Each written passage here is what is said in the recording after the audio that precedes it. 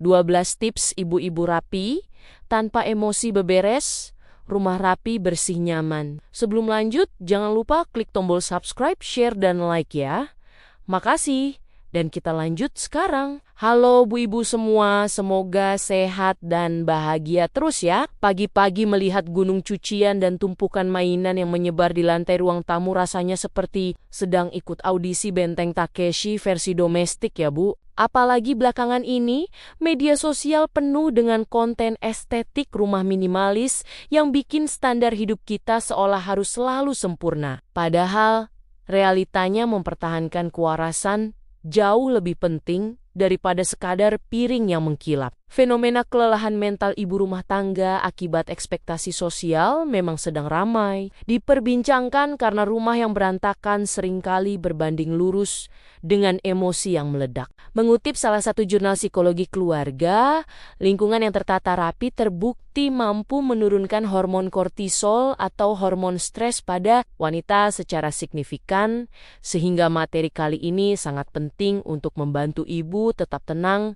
di tengah badai urusan domestik. Tips pertama yang paling krusial adalah menerapkan aturan satu masuk satu keluar agar barang di rumah tidak terus berkembang biak melebihi jumlah anggota keluarga. Contohnya, setiap kali ibu tergoda beli daster baru di toko daring, satu daster lama yang sudah melar harus segera diikhlaskan untuk didonasikan atau dijadikan kain pel agar lemari tidak sesak. Tips kedua yaitu jangan menunggu motivasi datang karena motivasi itu sifatnya gaib. Lebih baik gunakan teknik 5 menit saja untuk membereskan satu sudut kecil seperti meja rias sebelum semangatnya hilang lagi. Tips ketiga adalah berhenti membandingkan rumah kita dengan konten kreator yang pencahayaannya diatur sedemikian rupa karena mereka tidak memperlihatkan tumpukan kardus di balik kamera. Tips keempat, mulailah untuk melakukan decluttering emosi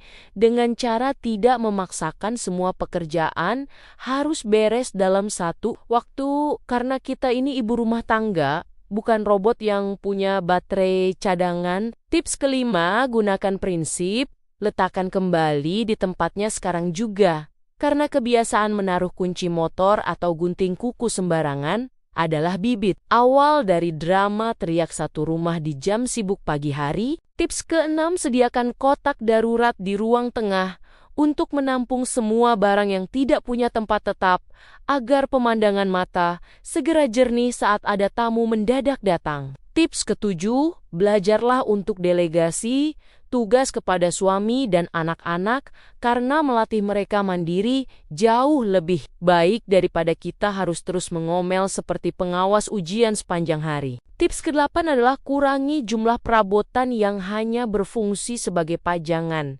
Karena semakin banyak pajangan berarti semakin banyak debu yang minta diseka setiap pagi. Tips ke-9, belilah perlengkapan kebersihan yang ibu sukai, baik dari segi warna, bentuk, maupun aromanya. Pilih sapu, pelap, atau cairan pembersih dengan tampilan yang cantik dan wangi yang menenangkan.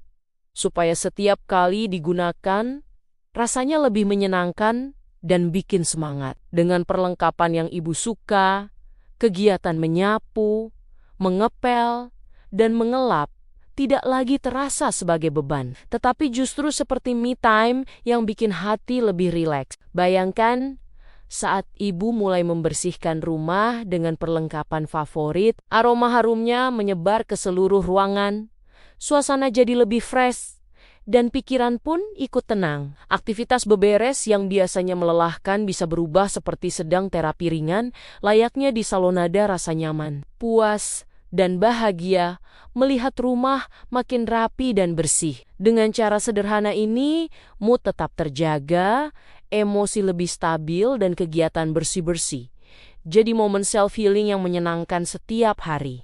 Tips ke-10, selalu bersihkan dapur tepat setelah masak. Jangan menunggu setelah makan karena melihat wastafel penuh lemak saat perut sudah kenyang adalah beban batin yang sangat berat. Tips ke-11, buatlah jadwal mingguan yang masuk akal sehingga ibu tidak perlu mencuci spray setiap hari hanya karena merasa kurang rajin. Padahal sebenarnya kondisi rumah masih sangat layak. Tips ke-12 yang paling sakti adalah berdamai dengan kenyataan bahwa rumah yang ditinggali manusia pasti akan berantakan kembali, dan itu adalah tanda adanya kehidupan yang bahagia di dalamnya. Kadang kita terlalu keras pada diri sendiri, seolah debu di atas lemari adalah cerminan kegagalan kita sebagai ibu.